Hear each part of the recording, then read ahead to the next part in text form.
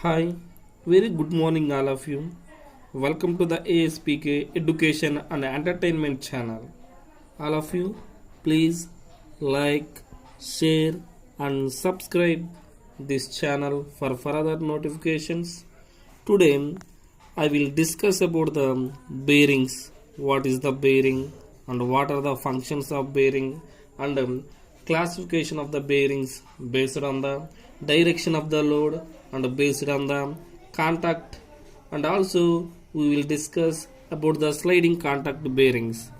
Yeah, bearing is a machine component and which supports the another element.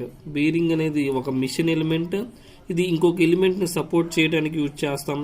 And also bearing is used for the relative motion between the two elements or two contact surfaces. Relative motion రెండు elements మధ్య జరగటానికి, రెండు contact surface మధ్య జరగటానికి ఈ bearing అనేది use చేస్తాం.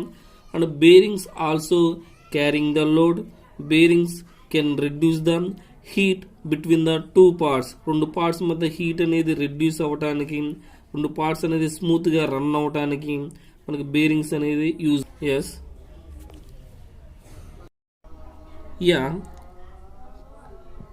Coming to the classification of the bearings based on the direction of the load. Load బట్టి బేరింగ్స్ ని మనం క్లాసిఫై చేస్తున్నాం. First one, radial bearing. Radial bearing, in this bearing the load act on the shaft is perpendicular to the direction. ఇక్కడ shaft మీద మనకి load అనేది, ఇది చూడండి డయాగ్రామ్లో, ఇక్కడ ఇది షాఫ్ట్. షాఫ్ట్ మీద లోడ్ అనేది, ఇది బాల్,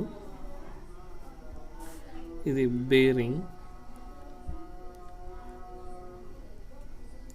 ఇక్కడ షాఫ్ట్ మీద లోడ్ అనేది పర్పెండిక్యులర్ డైరెక్షన్లో యాక్ట్ అవుతుంది. షాఫ్ట్ మీద లోడ్ అనేది పర్పెండిక్యులర్ డైరెక్షన్లో యాక్ట్ అవుతుంటే ఇలాంటి టైప్ ఆఫ్ బేరింగ్ని మనం రేడియల్ బేరింగ్ అంటాం. ఇలాంటి బేరింగ్స్ అనేది మనం యూజువల్గా ఎలక్ట్రిక్ మోటార్స్లో చూస్తాం. Coming to the axial and thrust bearing. Axial and thrust బేరింగ్లో, ఇలాంటి టైప్ ఆఫ్ బేరింగ్లో లోడ్ అనేది మనకి షాఫ్ట్కి ప్యారలల్గా యాక్ట్ అవుతుంది. షాఫ్ట్కి లోడ్ అనేది మనకి ఎలా యాక్ట్ అవుతుంది? ప్యారలల్గా యాక్ట్ అవుతుంది. షాఫ్ట్ మీద లోడ్ అనేది ప్యారలల్గా యాక్ట్ అయితే ఇలాంటి బేరింగ్ని మనం axial bearing or thrust bearing అని అంటాం. ఇలాంటి వాటికి ఎగ్జాంపుల్ మనం డైలీ చూస్తున్న vehicles and generators, water turbines, ఇవన్నీ ఎగ్జాంపుల్స్ అనేవి మనకి యాక్సియల్ అండ్ థ్రస్ట్ బేరింగ్ కింద వస్తాయండి. Coming to the next, combined load bearing. Combined load bearing అంటే ఏంటి అంటే మనకి షాఫ్ట్ లోడ్ అనేది ఇటు పర్పెండిక్యులర్ డైరెక్షన్లో, ఇటు ప్యారలల్ డైరెక్షన్లో, అంటే మనకి రేడియల్ లోడ్ యాక్ట్ అవుతూ ఉండిద్ది అండ్ యాక్సియల్ లోడ్ యాక్ట్ అవుతూ ఉండిద్ది. ఇలాంటి రెండు లోడ్స్ అనేది షాఫ్ట్ మీద, బేరింగ్ మీద అప్లై అవుతుంటే ఇలాంటి టైప్ ఆఫ్ బేరింగ్ని మనం ఏమంటామంటే, ఇలాంటి టైప్ ఆఫ్ లోడ్ని మనం ఏమంటామంటే కంబైన్డ్ లోడ్ అని అంటాం. ఇది బేరింగ్ అండి, ఇది షాఫ్ట్, ఇది బాల్స్ యూజ్ చేస్తున్నాం.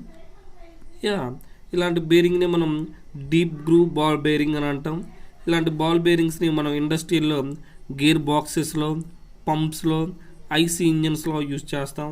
అండ్ హోమ్ అప్లయన్సెస్లో, అంటే ఇంట్లో వాడుకునే వస్తువుల్లో దేంట్లో యూజ్ చేస్తాం అంటే వాషింగ్ మెషిన్స్లో యూజ్ చేస్తాం, డ్రైయర్స్లో యూజ్ చేస్తాం, డిష్ వాషర్స్లో యూజ్ చేస్తామండి. Coming to the based on the nature of contact. Body అనేది కాంటాక్ట్ అయ్యే విధానాన్ని బట్టి, లోడ్ అనేది బాడీ అనేది కాంటాక్ట్ అయ్యే విధానాన్ని బట్టి మనం ఇక్కడ బేరింగ్స్ని మళ్ళీ క్లాసిఫై చేసాం. అదే sliding contact bearing. Based on the nature of contact బట్టి మనం బేరింగ్స్ని 2 టైప్స్గా డివైడ్ చేసాం. దాంట్లో first sliding contact bearing. Sliding contact bearing అంటే sliding takes place between the fixed and moving element.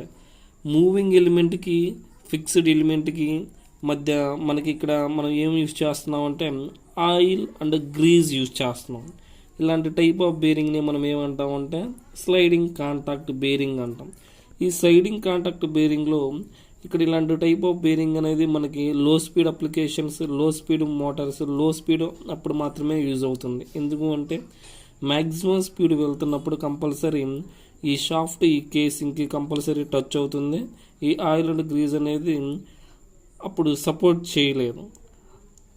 ఇక్కడ స్లైడింగ్ కాంటాక్ట్ బేరింగ్లో మనం ఏం యూజ్ చేస్తామంటే ఆయిల్ అండ్ గ్రీజ్ మాత్రమే యూజ్ చేస్తాం. అందుకని మనం దీన్ని స్లైడింగ్ కాంటాక్ట్ బేరింగ్ అని అంటున్నాం. Coming to the rolling and anti frictional bearing. Ruling and anti frictional bearing అంటే ఇక్కడ షాఫ్ట్కి కేసింగ్కి మనం మధ్యలో ఏం యూజ్ చేస్తున్నాం, రోలర్స్ యూజ్ చేస్తున్నాం. అందుకే దీన్ని మనం ruling and anti frictional bearing అంటాం. ఎందుకు దీన్ని యాంటీ ఫ్రిక్షనల్ బేరింగ్ అంటున్నాము అంటే మనకు స్లైడింగ్ కాంటాక్ట్ బేరింగ్లో హై స్పీడ్ అప్పుడు ఎక్కువ లోడ్ అనేది ఇంపాక్ట్ పడుతున్నప్పుడు వీటి రెండింటి మధ్య కంపల్సరీ ఫ్రిక్షన్ అనేది జనరేట్ అవుతుంది. కానీ coming to the rolling and anti frictional బేరింగ్లో మ్యాక్సిమం స్పీడ్ అప్పుడు కూడా మనకి ఫ్రిక్షన్ అనేది డెవలప్ అవ్వడానికి చాలా లెస్ ఛాన్సెస్ ఉన్నాయి. ఎందుకంటే మనం మధ్యలో రోలర్స్ యూజ్ చేస్తున్నాం కాబట్టి ఎట్టి పరిస్థితుల్లో షాఫ్ట్ అండ్ కేసింగ్ అనేది టచ్ అవ్వదు. అందుకే దీన్ని మనం యాంటీ ఫ్రిక్షనల్ బేరింగ్ అని అంటున్నాం. Okay, coming to the classification of sliding contact bearing. దీంట్లో journal bearing and classification based on the lubrication. Journal బేరింగ్లో ఫుల్ జర్నల్ బేరింగ్ ఉంది, తర్వాత partial journal bearing and fitted journal bearing. ఈ మూడింటి గురించి మనం ఇప్పుడు డిస్కస్ చేద్దాం. ఫుల్ జర్నల్ బేరింగ్ అంటే దీన్ని మనం జర్నల్ అని అంటాం. జర్నల్ ఆర్ షాఫ్ట్, దీన్ని బేరింగ్ అంటాం. ఈ బేరింగ్ ఏదైతే జర్నల్ చుట్టూరు, ఇది జర్నల్ కదా, ఈ జర్నల్ చుట్టూరు మనకి బేరింగ్ ఉంది కాబట్టి ఫుల్ మొత్తం ఆక్యుపై చేసింది, మొత్తం కవర్ చేసింది కాబట్టి దీన్ని మనం ఏమంటామంటే ఫుల్ జర్నల్ బేరింగ్ అని అంటాం. జర్నల్ 360 degrees జర్నల్ చుట్టూరు మనకి బేరింగ్ కవర్ చేసింది కాబట్టి మనం దీన్ని ఫుల్ జర్నల్ బేరింగ్ అని అంటున్నాం. నెక్స్ట్ పార్షియల్ జర్నల్ బేరింగ్లో ఏంటి అంటే ఇక్కడ ఈ జర్నల్ చుట్టూరు 120 degrees మాత్రమే మనకి ఏం చేస్తుంది, 120 degrees మాత్రమే మనకి బేరింగ్ అనేది కవర్ చేస్తుంది. మిగతా బేరింగ్ అనేది కవర్ చేసలేదు, పార్షియల్గానే కవర్ చేస్తుంది కాబట్టి దీన్ని మనం పార్షియల్ జర్నల్ బేరింగ్ అని అంటాం. ఈ పార్షియల్ జర్నల్ బేరింగ్ అనేది ఎక్కడైతే పాయింట్ లోడ్స్ అనేవి పడతాయో, ఒకే సైడ్ లోడ్ యాక్ట్ అవుతుందో, ఒకే పాయింట్ లోడ్ యాక్ట్ అవుతుందో, అలాంటి ఒక ఎండ్లోనే లోడ్ యాక్ట్ అవుతుందో అలాంటి దగ్గరే మనం పార్షియల్ జర్నల్ బేరింగ్స్ అనేది యూజ్ చేస్తాం.